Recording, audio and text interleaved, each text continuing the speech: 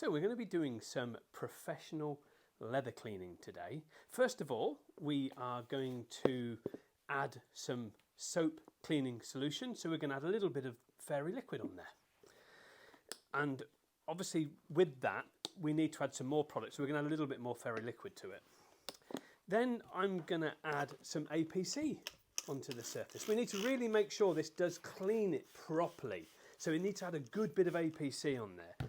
I've been told bleach works really well, so let's put some bleach on the surface and see how that goes. Or let's just do a little bit more bleach because I don't think there's quite enough on there to clean it.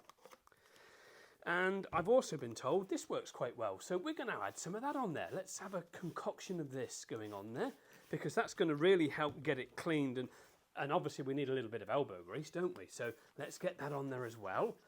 And then we've obviously got to get that cleaned. So I've been told that these work really well, that we can scrub this and it's not going to damage anything. And you know, it's going to work really well. It's not going to harm anything. None of this is going to harm me, so I don't want to wear gloves or anything like that. But apparently the wire wool works really well. But if this is too harsh, you can always use like a metal brush as well. That'll work really well because that's not going to damage. Failing that, you can obviously use one of these melamine sponges. They work exceptionally well. So, you know, that's exactly how you're going to do it. And if that isn't enough, just put a little bit more product on there. It's very, very simple. And we can have a little bit more bleach.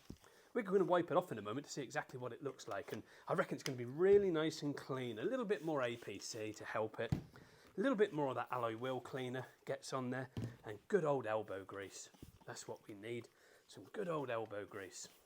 Let's just give that a little bit more of a rub in, just to make sure that it's definitely got it clean. Because I've read this all the time on Google, you know, on the internet. And this is just really good stuff. And it's not going to harm you.